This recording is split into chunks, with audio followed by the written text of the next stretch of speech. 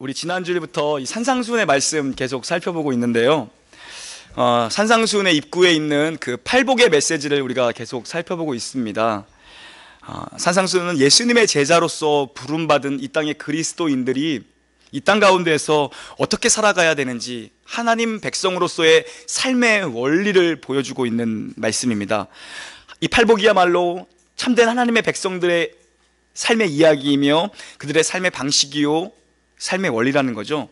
여러분 성경을 한번 눈으로 봐보시겠어요? 오늘 우리 5장을 한번 봐보시겠어요? 이 팔복의 시작과 끝을 한번 봐보십시오. 심령이 가난한 자는 복이 있나니 천국이 그들의 것이미요 라는 첫 번째 선포와 마지막 8번째, 의를 위하여 박해를 받는 자는 복이 있나니 천국이 그들의 것이미요 라고 끝을 내고 있습니다. 샌드위치처럼 감싸고 있죠. 팔복의 처음과 끝이 천국으로 시작해서 천국으로 끝납니다. 하나님 나라로 시작해서 하나님의 나라로 끝나고 있는 것입니다. 이 8가지 복 모두가 천국에 관한, 하나님 나라에 관한 메시지라는 거죠.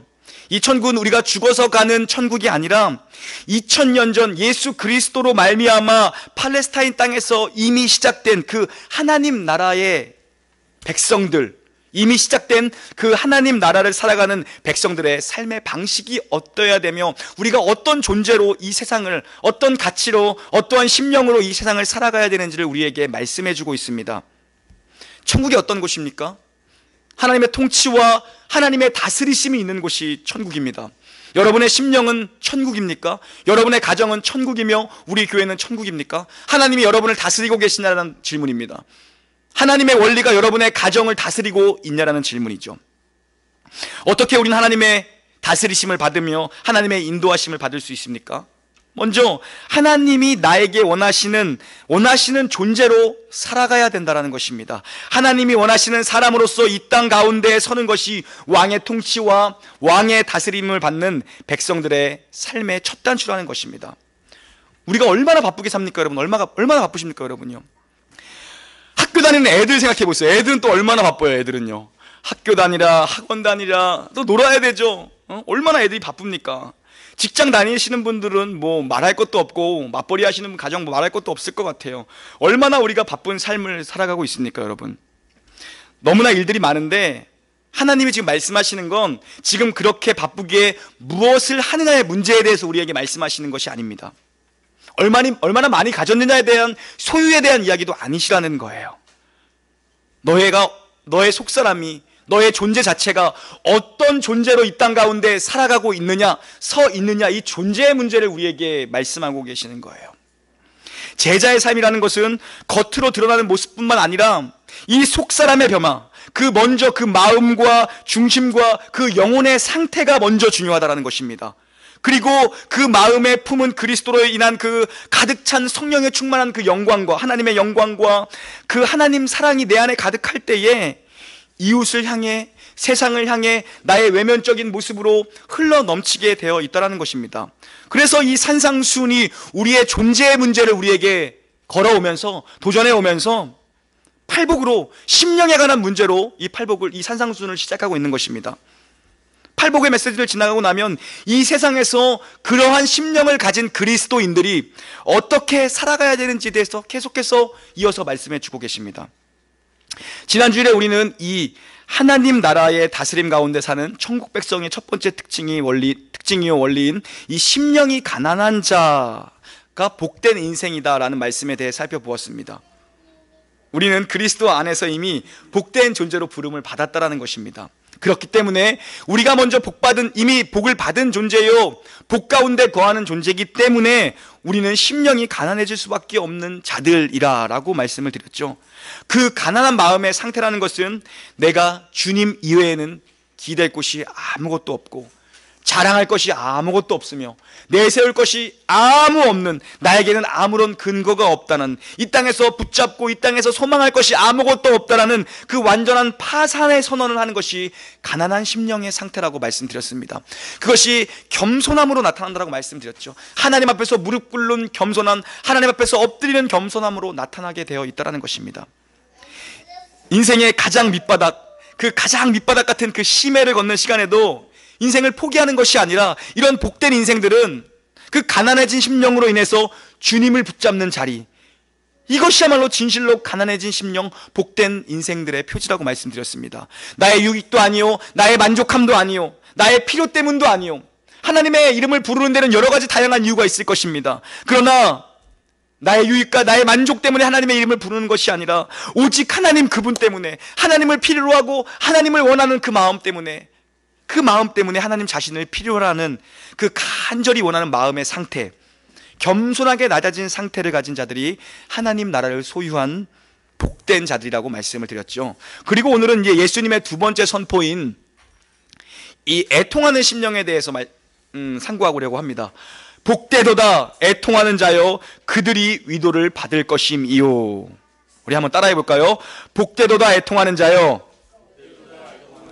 그들이 위로를 받을 것임이요. 네, 히브리 원문을 직역하면 이러한 표현이 좀 더 정확한 것 같습니다. 우는 것밖에 할 수 없어도 괜찮다라는 것입니다. 너희가 복받은 자라는 얘기입니다.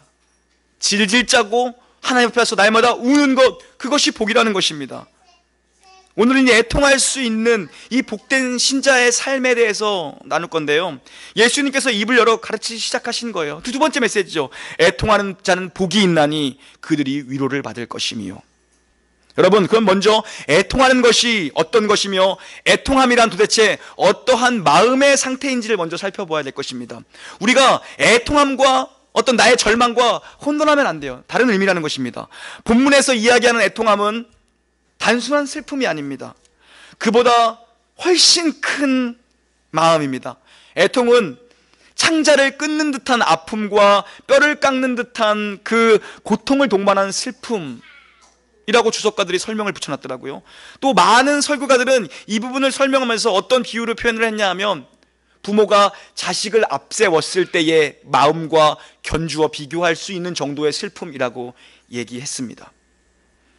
그런데 예수님은 이렇게 큰 슬픔을 가진 자들이, 이러한 마음을 가진 자들이, 이런 무너진 심령을, 이런 깨어진 마음을 가진 자들이 복된 존재라고 말씀하시죠. 이거는 일반적인 여러분 세상의 논리로 우리가 접근하면 도무지 알아들을 수 없는 얘기입니다.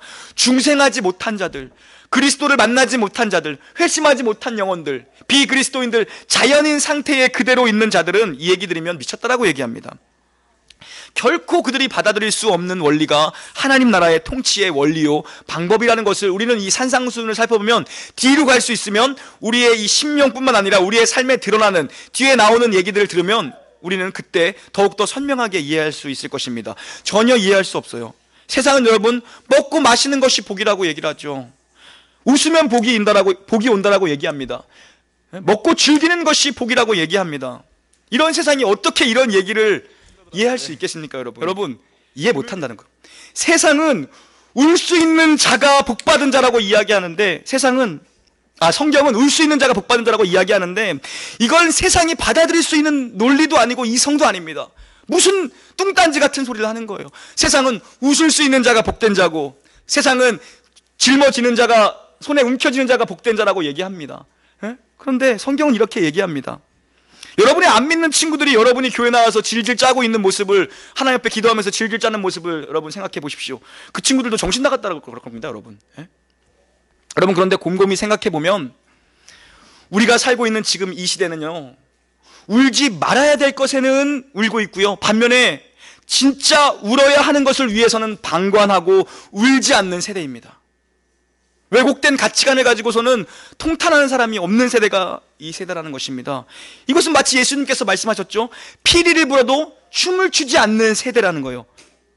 가슴을 치지 않는 세대가 바로 이 세대라는 것입니다. 예수님 말씀하신 그대로 아닙니까? 오늘 주님께서 말씀하시는 이 애통의 참 의미는 여러분 무엇일까요? 예수님이 오늘 말씀하시는 애통의 참 의미는요, 죄에 대한 애통입니다. 죄에 대한 애통. 자신의 죄악된 본성 자체에 대한 깊은 애통입니다. 깊은 애통이요. 자신의 그 죄악된 모습을 발견했을 때, 나의 이 더러운 입술을 발견했을 때, 나의 이 더러운 행동을 발견했을 때 심령으로부터 터져나오는 그 깊은 회개의 애통인 것입니다. 실로 안타까운 것은요, 이 시대의 그리스도인들과 옛 시대 우리 믿음의 선배들을 보면요, 큰 차이를 하나 꼽으라면 죄의식에 대한 인식일 것입니다. 여러분, 너무나도 가벼워졌습니다. 지나간 우리 믿음의 선진들은 죄에 대한 깊은 인식과 참회가 있었던 시대입니다. 그들은요.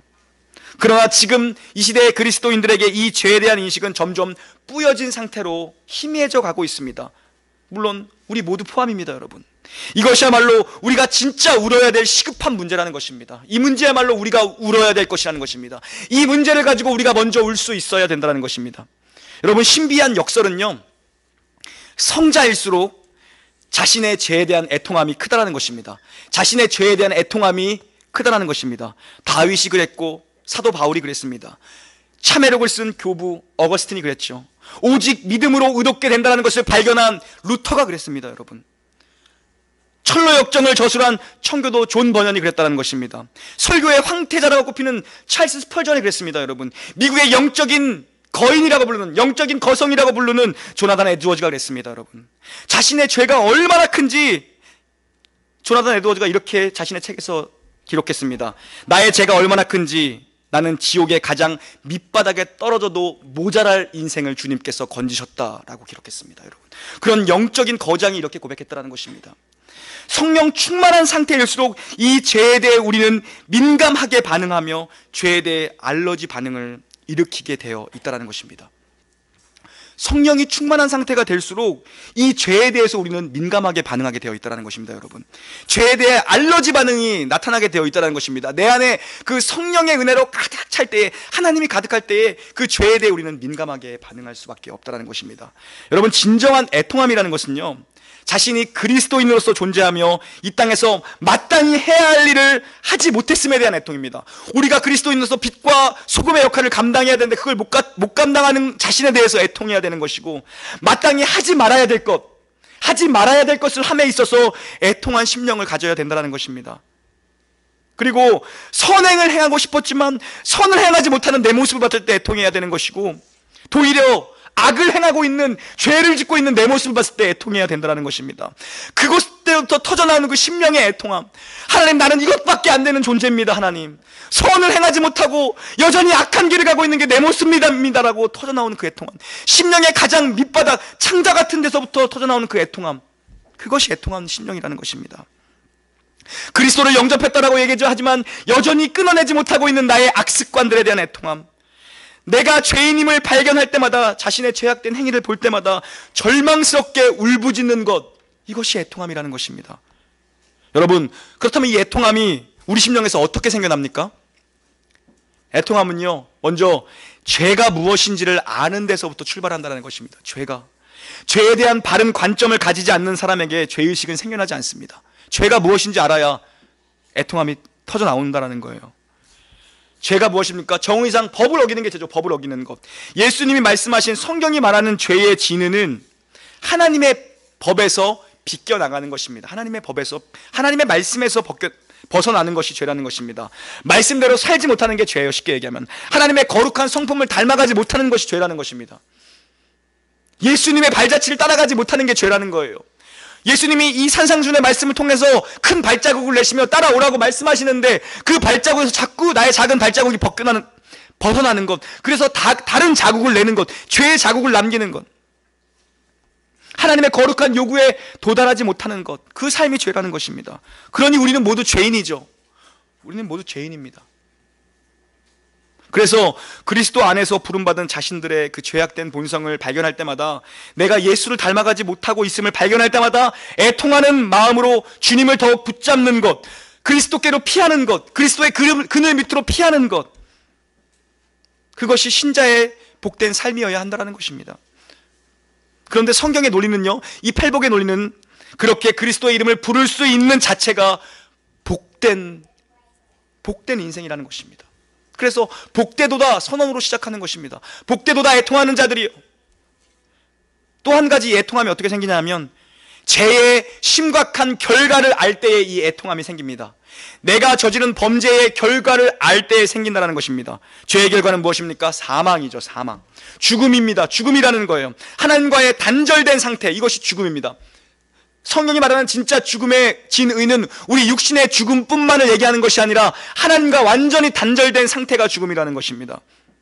하나님과 죄는 언제나 하나님과 나를 불편한 관계로 만듭니다. 내가 한 주간 삶 가운데에 죄를 짓고 산 것이 많다라면 나는 하나님과 관계가 더 멀어질 것입니다. 하나님과 나를 어색한 사이로 만들어 버린다는 거예요. 하나님의 눈빛을 피해 살 수 없다는 것을 간과하는 거죠. 죄는 본질적으로 하나님과의 친교, 하나님과의 친밀함을 갈라놓는 것입니다. 그래서 이 죄의 비참한 결과를 경험해 본 사람은, 이 죄가 하나님과 나와의 관계를 어떻게 만들어 놓는지 아는 사람은 죄에 대한 두려움이 생기는 것입니다. 애통한 마음이 생기는 것입니다. 성경에 등장하는 많은 하나님의 사람들 중에 이 애통함을 가장 잘 표현해 준 사람이 누굴까? 한 명을 꼽으라고 한다면, 한 명을 소개하라고 한다면 단연 다윗일 것입니다. 다윗이 저술한 시편 한 절 한 절을 여러분 묵상해 보세요. 애통과 뗄래야 뗄 수가 없는 인생, 구구절절한 인생입니다. 어느 날 나단이라는 선지자가 다윗을 찾아왔습니다. 밧세바를 간음하고 그의 남편 우리아를 죽인 후죠. 다윗은 아마 그 사건이 본인이 살인 교사를 저지르고 간통을 저지른 이 사건이 묻혔을 것이라고 생각했을 것입니다. 시간이 지났고 아무 일도 없고 이제 우리아도 죽었으니까. 근데 하나님 결코 그냥 넘어가지 않으시죠. 하나님 사랑하는 백성인데 그냥 넘어가지 않으시죠. 예. 나단 선지자가 다윗이 저지른 이 죄를 끄집어내기 위해 부름받아 왕 앞에 섭니다. 선지자가요. 왕이요, 어느 마을에 한 부자가 있습니다. 너무나도 큰 부자예요. 양과 소가 심이 많은 부자가 있습니다. 그런데 그 옆집에 보니까 아주 가난한 사람이 하나 있는데 딸처럼 양 한 마리 키우는 자가 있습니다. 딸처럼. 그런데 어느 날 이 부잣집에 귀한 손님이 찾아왔어요. 그리고서 손님을 접대하기 위해서 이 부자가 옆에 약한 가난한 그 사람에게 가서 한 마리는 양을 빼앗아 왔습니다. 그리고 그 양을 잡아다가 손님을 극진히 대접했습니다. 왕이시여, 도대체 어떻게 판결해야 됩니까? 라고 물어옵니다. 다윗이 이 말을 듣고 노발대발합니다. 정말 화가 났습니다. 마음속 깊은 데서부터 분노가 일끓었습니다. 그런 놈이 이스라엘 땅에 있다면 당장 쳐 죽여야 된다. 당장 죽여버리라고 얘기합니다. 그러자 그러자 나단이 뭐라고 얘기합니까? 바로 그가 당신이니이다 라고 정확하게 얘기합니다. 바로 그 사람이 당신입니다. 다윗이 그 자리에서 무너져 버립니다.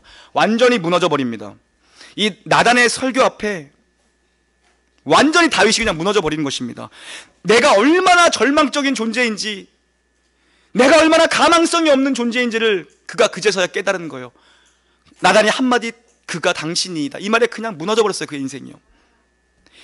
다윗이 시편에 기록하기를, 이리순의 시편에 기록하기를 자기 존재에 대해서 가슴 아파하면서 이제 본 거죠. 내가 어떤 사람인지. 뭐라고 시를 썼냐면 눈물로 침상을 띄웠다라고 얘기합니다. 이불로 요를 다 적셨다라고 얘기합니다. 내 존재를 보니까 나는 하나님 앞에 회개하지 않고 나는 살 수 없는 존재임을 그가 보게 된 겁니다. 그 중범죄를 저지른 후에요. 그 가슴을 찢고 애통하는 회개의 심령으로 다윗이 수많은 날 눈물로 지새웠던 것입니다. 탄식하며 주님께로 돌아가기를 원하며 하나님께서 나를 다시 한번 받아주시기를 그가 간절히 간구한 것입니다. 여러분, 죄 때문에 시시각각 튀어나오는 나의 죄된 이 본성 때문에 하나님 앞에서 울으신 적이 언제입니까? 여러분, 시시각각 튀어나오는 나의 이 모난 모습들 때문에 하나님의 이름을 부르며 주여 나를 불쌍히 여겨주시옵소서라고 고백한 것이 언제입니까? 여러분, 죄의 문제를 가지고 통곡하신 적이 언제냐는 것입니다. 우리가 얼마나 하나님 앞에서 절망적인 존재인지 우리는 깨달아야 합니다. 그리고 절망으로 가는 것이 아니라, 그래서 나는 그리스도가 필요한 존재구나, 나에겐 주님이 필요하구나, 이 벌레만도 못한 나를 위해서 주님이 십자가에 죽으셨구나, 그래서 십자가를 바라보는 자리로 가야 한다는 것입니다. 여러분, 이렇게 하나님 앞에서 애통할 수 있는 복된 존재들에게는, 이 회개할 수 있는 존재들에게는 특별한 축복이 주어지는데, 그것이 바로 위로함의 은총이 있다라고 오늘 본문은 기록합니다. 복되도다 애통하는 자여, 그들이 너희가 위로를 받을 것이며. 하나님의 은혜가 얼마나 큽니까? 우리가 죄인인데도 불구하고 우리가 회개하면 하나님이 용서하실 뿐만 아니라 너희들에게 새로운 심령, 위로의 심령을 주시겠다라고 합니다. 이런 우리가 하나님 앞에서 무슨 고개를 들 수 있겠습니까? 엎드려야죠. 이 위로는요, 사람이나 세상이 주는 것과는 전혀 다른 차원의 문제라는 것입니다. 하나님이 전적으로 위로부터 주시는 하나님의 전적인 은혜요. 여러분은 이런 하나님의 은혜를 경험해 보셨습니까? 이런 위로, 내가 회개하며 통회할 때에 하나님이 다시 한번 나를 소생시키게 하는 그 은혜를 경험해 보신 적이 있으십니까? 여러분, 만약 이 위로를 경험해 보지 못했다면 우리는 어쩌면 진실로 애통해 본 적이 없는 사람입니다. 더 쉬운 말로 하면 진실로 회개해 본 적이 없는 사람이라는 거예요. 하나님의 용서의 은혜는 진정으로 자신의 죄에 대해 애통하는 사람에게 임하는 것입니다. 죄에 대해 바르게 인식하는 자는 죄에 대한 유일한 용서가 하나님께로부터만 오는구나. 물론 내가 사람에게 잘못한 것이요, 사람에게 머리 숙이고 사람에게 손을 내밀 줄 알아야죠. 하지만 먼저는 하나님께 머리를 숙일 수 있어야 되는, 하나님께 죄의 용서하심을 구해야 된다는 것입니다. 유일한 해결책이, 나 같은 이런 불능한 존재를 위해 보내신 예수 그리스도께만 유일한 해결책이 있구나. 나란 존재는 여지가 없는 존재구나. 나는 죽을 수밖에 없는 존재구나. 나는 그리스도가 아니면 안 되는 존재이구나. 이 고백을 먼저 해야 된다는 것입니다. 이렇게 애통할 수 있는 자, 이렇게 주님 앞에 고백할 수, 회개할 수 있는 자, 이 자가 복된 자라는 것입니다. 이 자가, 왜냐하면 내 안에 중생케 하시고 내 안에 회개케 하시는 그 그리스도의 영이 내 안에 있기 때문에 고백할 수 있는 것입니다. 여러분, 십자가 앞에 나와 다 쏟아낼 수 있어야 된다는 것입니다. 십자가 앞에서. 이 위로라는 표현이요, 헬라어로 파라칼레오라는 단어입니다. 파라칼레오. 파라, 곁에서, 칼레오, 부르다. 즉 곁에서 부르다, 곁에 불러 함께 있는 자, 곁에서 돕는 자라는 의미죠. 파라칼레오에서 파생된 단어가 파라칼레토스입니다. 한 번쯤 들어보셨을 거예요. 이 단어는 보혜사, 우리 성경에서 보혜사로 번역되어져 있습니다. 예수께서 제자들에게 말씀하십니다. 또 다른 보혜사를 너희에게 보내주실 것이다. 그분이 바로 누굽니까? 성령 하나님, 우리 곁에서 우리 안에서 우리를 도우시는 성령 하나님이십니다. 그분이 우리의 참 위로자가 되어주신다는 것입니다. 애통하는 자는 복이 있나니 그들이 위로를 받을 것이며, 그 위로는 내 안에 계신 성령께서 주시는 위로라는 것입니다. 우리가 주님 앞에 참회할 때에 하나님께서 우리의 애통함을 위로하고 우리로 하여금 다시 한번 살 소망을, 살 기회를 주신다는 것입니다. 여러분에게 도전합니다. 사랑하는 여러분, 하나님 앞에서 우십시오. 여러분이 하나님 앞에서 애통할 수만 있다면, 우리가 하나님 앞에서 회개하고 울 수만 있다면, 여러분은 이미 복을 받은 자들입니다. 복을 받은 자. 회개해서 복을 받는 것이 아니라 복을 받은 자기 때문에 회개할 수 있는 심령이 생겨나는 거예요. 그런 자들에게 큰 축복의 위로를 주님께서 쏟아 부어주시겠다는 것입니다. 이미 복받은 하나님의 백성으로 주의 길을 걸어가다가 우리가 하나님 앞에 섰을 때에 발견하게 될 것입니다. 넘어지고 될 것입니다. 내가 한없이 연약하고 부족한 존재임을 깨닫는 시간들이 많이 있을 것입니다. 여러분, 이 애통을 통해서 여러분의 심령의 생명과 회복의 역사가 일어날 것입니다. 하나님께서 여러분을 위로해 주실 것입니다. 다시 살게 하실 거라는 거예요. 히스기야가 병들어 죽게 되었을 때에 벽을 향해서 기도합니다. 하나님께 기도합니다. 뭐라고 응답하십니까? 내 눈물을 보았다라고 얘기하십니다. 그리고 15년 연장시켜 주십니다. 생명을요. 눈물을 보신 거죠. 학사 에스라가 시대에 무너진 그 이스라엘을 바라보면서 무너져버린 그 성터에 앉아서 이스라엘 온 백성이 주저앉아 고향 땅을 바라보며 밤새 통곡을 합니다. 그 애통이 성전 재건의 불씨가 되는 것입니다. 여러분, 베드로가 닭 3번 울기 전에 내가 나를 배신할 것이다 라고 주님이 말씀하실 때, 그럴 리가 없습니다. 제가요? 모두가 주님 떠나고 배신한다고 해도 저는 그럴 리 없습니다 라고 호언장담했던 베드로가 정말 닭이 3번 울 때에 자기가 주님을 배신하는 그 주님의 메시지를 기억하고 그곳에 앉아 통곡해버립니다. 이 통곡이 베드로의 회복을 알리는 눈물의 씨앗이 되었던 것입니다. 여러분, 예수님의 제자들도 이런데, 예수님과 함께 동고동락하며 살았던 이들도 이런데, 하나님의 음성을 선지자를 통해서 받았던 이들도 이런데, 우리야 오죽하겠습니까? 여러분, 사랑하는 여러분, 애통이 전대되지 않는 한 부흥도 없을 것이고 소생도 없을 것이고 생명도 일어나지 않을 것입니다. 눈물을 뿌리며 골짜기를 통과하지 않는 백성은 기쁨으로 단을 거둘 수 없을 것입니다. 여러분 자신을 향해 울어야 되고, 우리 교회를 향해 울어야 되고, 이 나라 이 민족의 무너져가는 참담한 정치, 경제, 사회, 문화 모든 면을 바라보면서 우리가 울 수 있어야 됩니다. 그때 하나님께서 이 나라 이 민족을 다시 한번 살게 하실 것입니다. 여러분이 죄된 존재임을 하나님 앞에서 털어놓으십시오. 그리고 주님 앞에서 많은 시간을 보내시며 눈물을 흘릴 때 우리를 부족함 없게 위로하시는 하나님의 위로의 은총이 여러분에게 임하기를 우리 주 예수 그리스도의 이름으로 간절히 축원합니다. 아멘. 우리 함께 찬양합시다.